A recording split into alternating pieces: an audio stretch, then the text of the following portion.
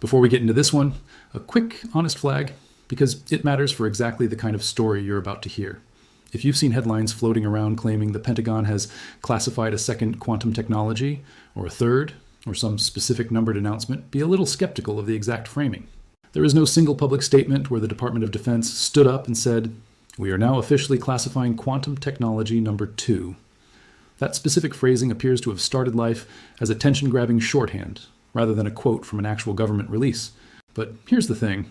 and it's why this topic is worth a full, serious look anyway.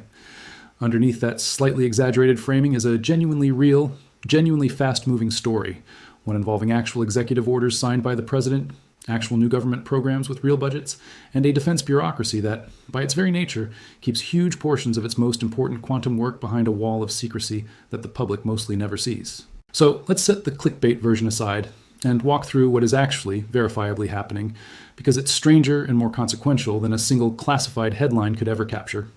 Quantum technology, in the context of national defense, isn't one single thing. It's really 3 or 4 related but distinct fields, each with its own timeline, its own level of maturity, and its own reasons for attracting secrecy.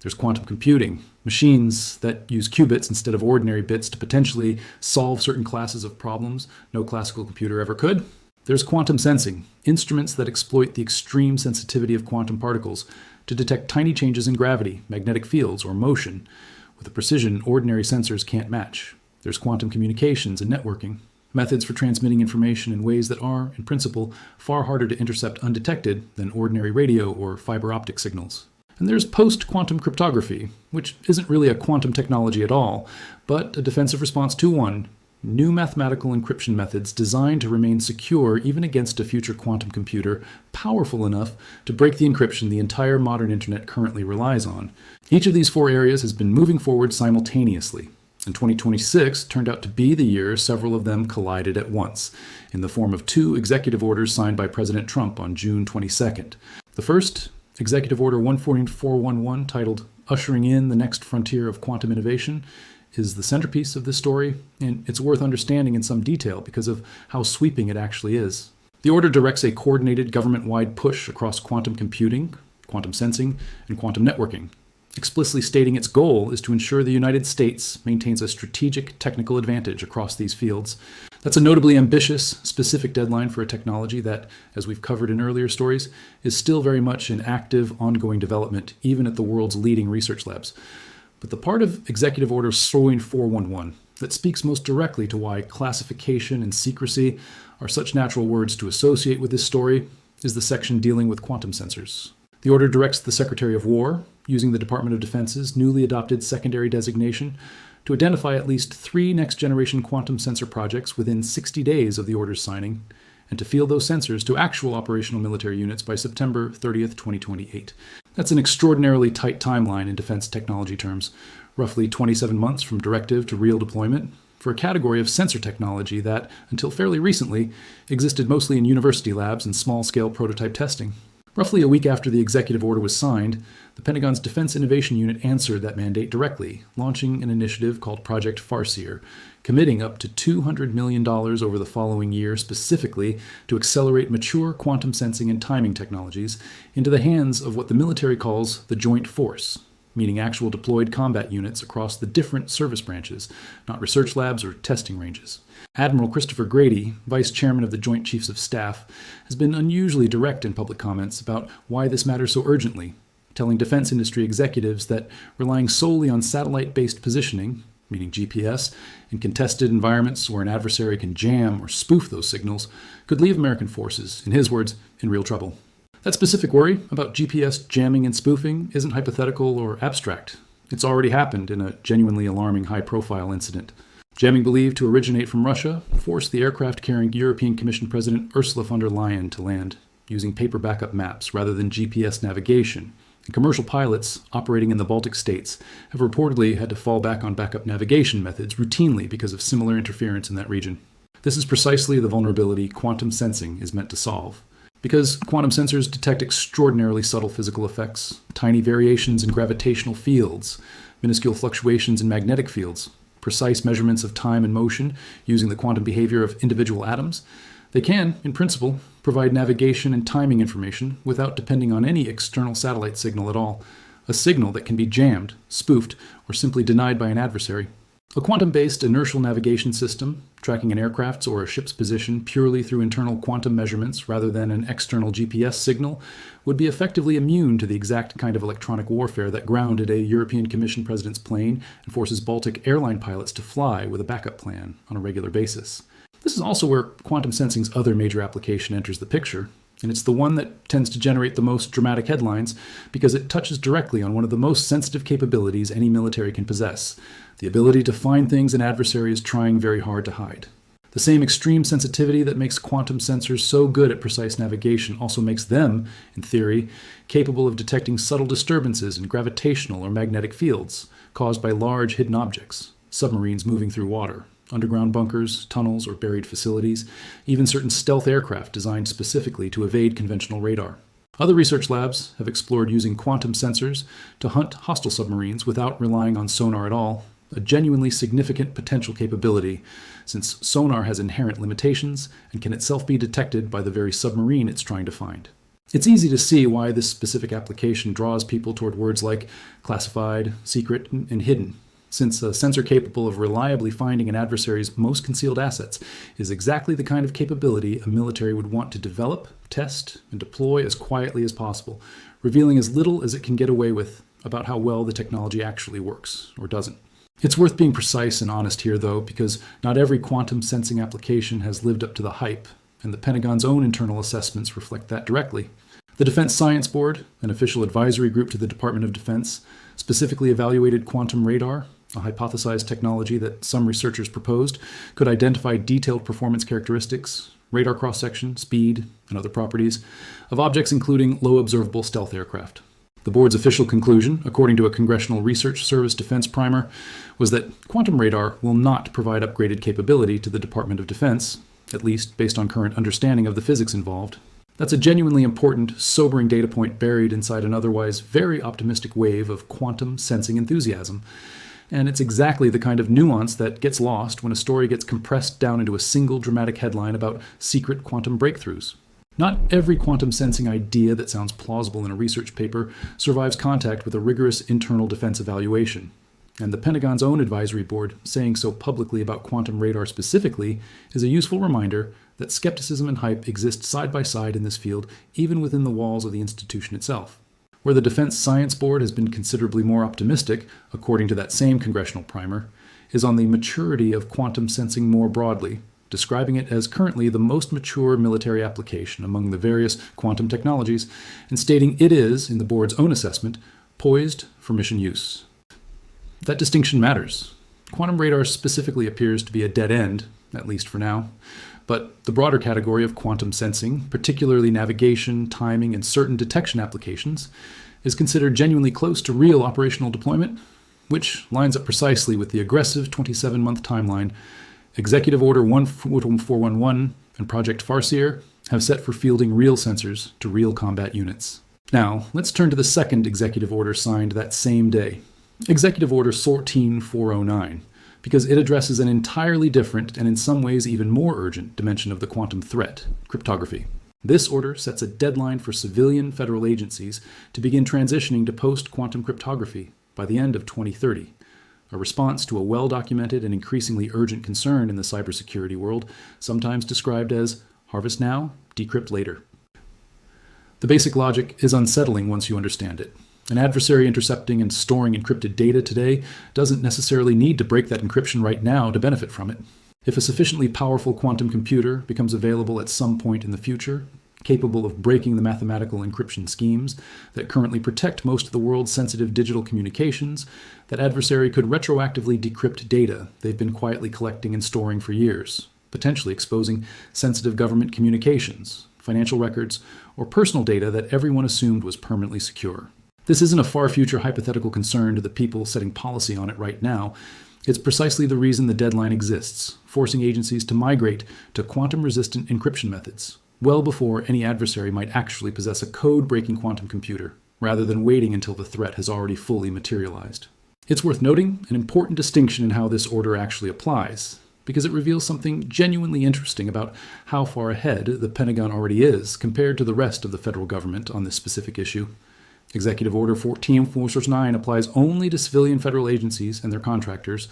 National security systems, meaning Department of Defense and intelligence community networks specifically, are explicitly exempted from the order's requirements. That's not because the Pentagon is being left behind on this issue, quite the opposite. The Department of Defense has already been migrating toward post-quantum cryptography for years under a separate framework managed by the National Security Agency called the Commercial National Security Algorithms Suite 2, 0, which already requires all new national security system acquisitions to be quantum safe by January of 2027, a deadline considerably ahead of the 2030 target set for the rest of the civilian government. In essence, this executive order is less about pushing the Pentagon forward and more about ordering the rest of the federal government to catch up to a standard the defense and intelligence community had already been quietly working toward on its own timeline, largely outside public view, for a considerable while before this executive order made any of it a matter of broader public policy. This is really the heart of why classification and secrecy attach so naturally to this entire topic, even without a single dramatic announcement to point to. Quantum-related defense spending is genuinely difficult to track precisely, not because of any single deliberate cover-up, but because of how defense budgeting itself works. According to detailed budget analysis, quantum-related programs are dispersed across multiple line items in the Pentagon's massive research and development budget, and significant portions are embedded directly within classified initiatives that don't appear in any publicly available line item breakdown at all. The most visible unclassified quantum program, a line item called Quantum Application, spans all the military service branches and signals rising activity in moving quantum concepts into real-world military use, covering areas like navigation, secure communications, and early warning sensors. But even that publicly visible line item doesn't disclose its specific dollar figure, and it sits alongside an unknown, and by design largely unknowable, amount of additional quantum spending buried inside classified defense programs that never surface in public budget documents at all. The publicly disclosed numbers alone are still substantial enough to show the trajectory clearly. The Department of Defense requested $593 million for quantum technologies in its fiscal year 2026 budget request,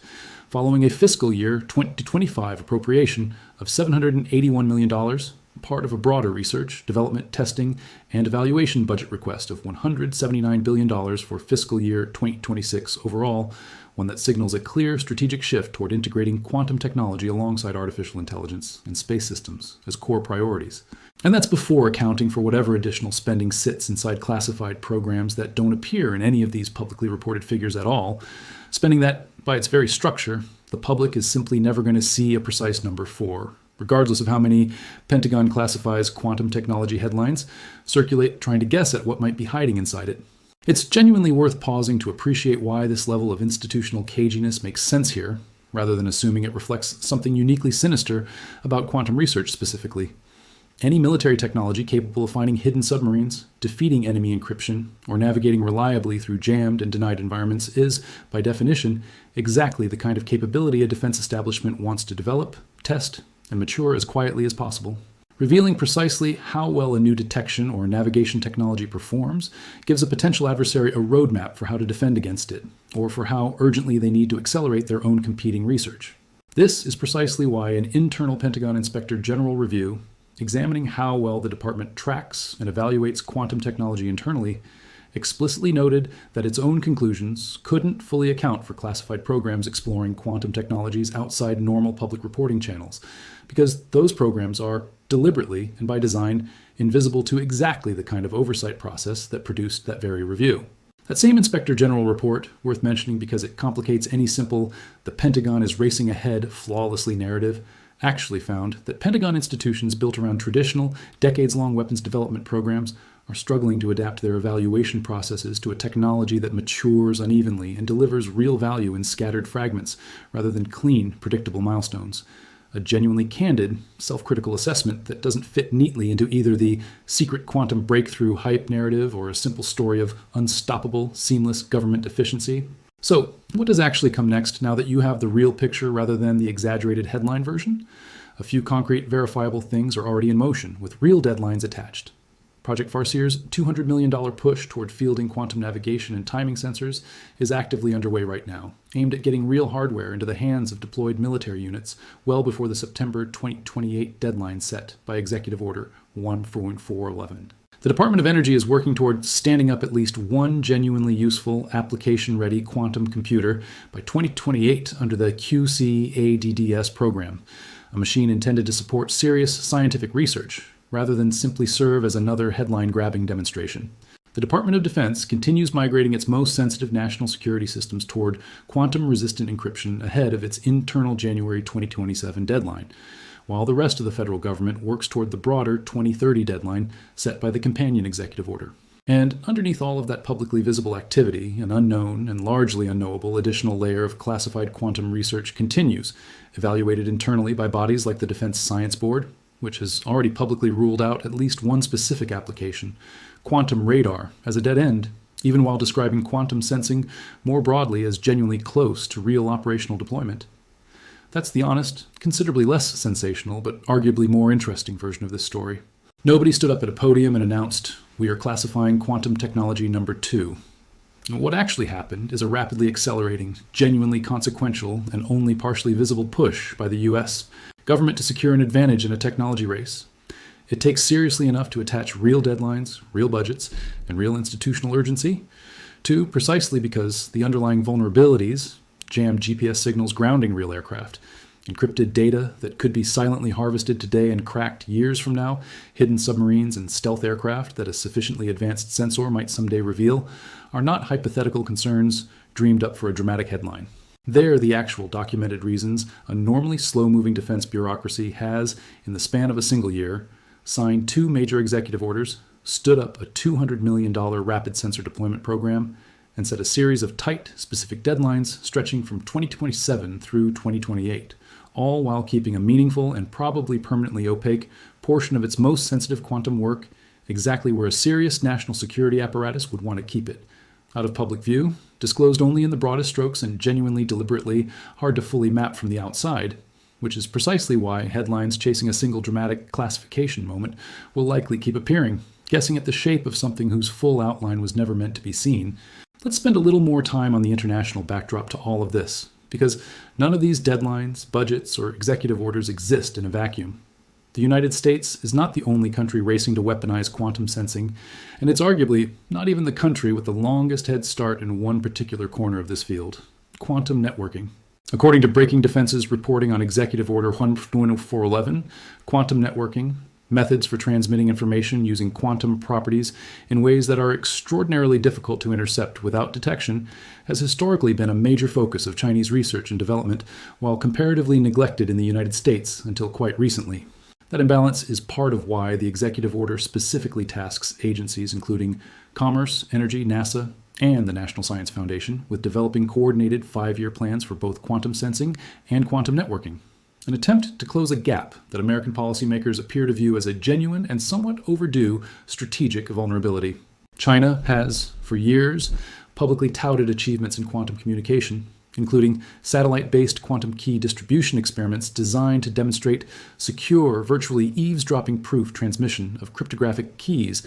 across enormous distances. Achievements that have given Chinese researchers and defense planners a meaningful head start in an area the American quantum strategy is now explicitly, if somewhat belatedly, working to catch up on. It's also worth mentioning Russia's role in this broader picture, if only briefly, because it adds another dimension to why quantum sensing specifically has become such an urgent priority for American defense planners, rather than a purely academic curiosity. Beyond the GPS jamming incidents already mentioned, which have been widely attributed to Russian electronic warfare capabilities operating near NATO's eastern border, Russian researchers have also publicly unveiled their own quantum computing prototypes in recent years, smaller in scale than the leading American and Chinese efforts, but a clear signal that quantum research remains a priority, even for a country facing enormous economic and military pressure from its ongoing war in Ukraine. None of this means quantum technology development has become a purely 3-way race between the United States, China, and Russia in any simple sense. Dozens of countries, including close American allies across Europe, along with India, Japan, and South Korea,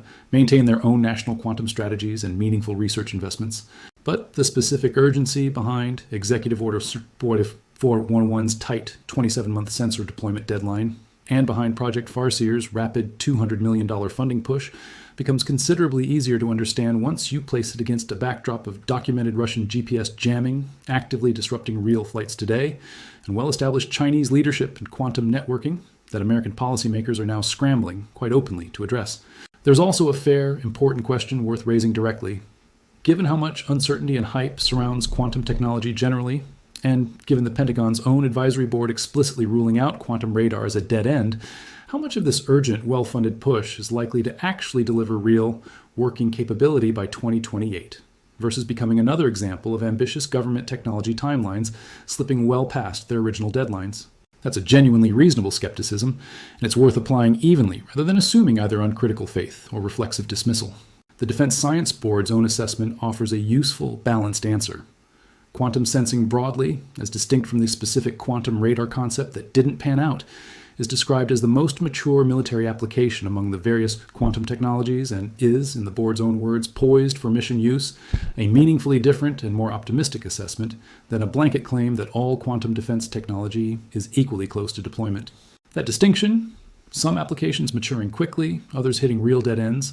mirrors almost exactly the pattern seen in the broader civilian quantum computing world, where genuine, verified breakthroughs in areas like quantum error correction and information scrambling experiments coexist with plenty of overhyped claims that don't survive serious scrutiny. The Pentagon's own Internal Inspector General review, candidly noting that traditional defense institutions struggle to evaluate a technology that delivers value unevenly and in fragments rather than clean milestones, suggests the government itself is genuinely uncertain about exactly how this will play out, rather than confidently marching toward a guaranteed 2028 success story. There's one more thread worth pulling before we close, because it connects this entire policy story back to something that should feel familiar if you've been following quantum computing news generally over the past year: the tension between dramatic public announcements and the slower, more uneven reality of how these technologies actually mature. Just as Google's Quantum Echoes experiment represented a genuine, hard-won scientific milestone that got dressed up in some corners of the internet as something far more mystical and sweeping than the actual peer-reviewed results supported,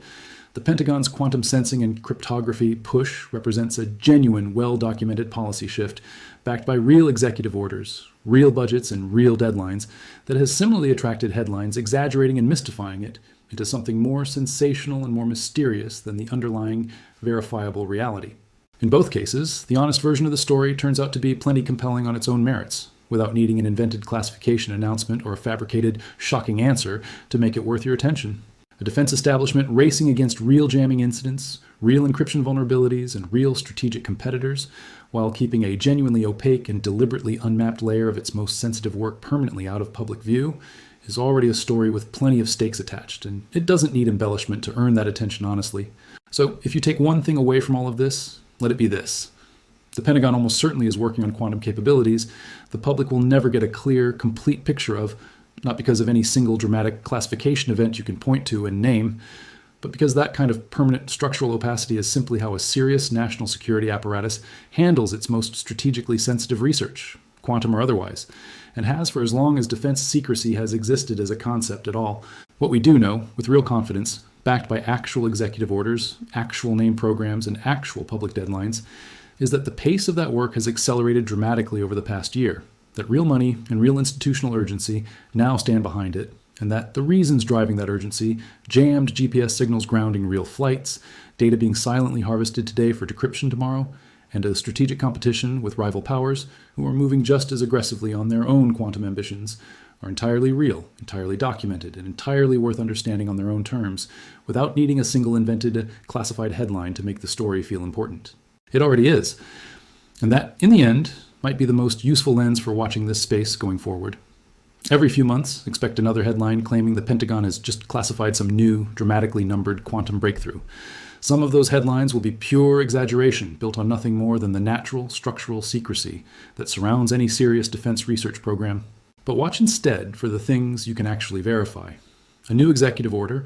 a named program with a real budget attached, a public deadline that either gets met or quietly slips. Project Farseer's sensors either reach operational units by 2028 or they don't. The Department of Energy's quantum computer either goes online on schedule or it doesn't. National security systems either finish their migration to post-quantum cryptography by January 2027 or the deadline gets pushed back. Those are the real signals worth tracking, not the recycled, vaguely numbered classification headlines that tend to say a lot less than they claim to.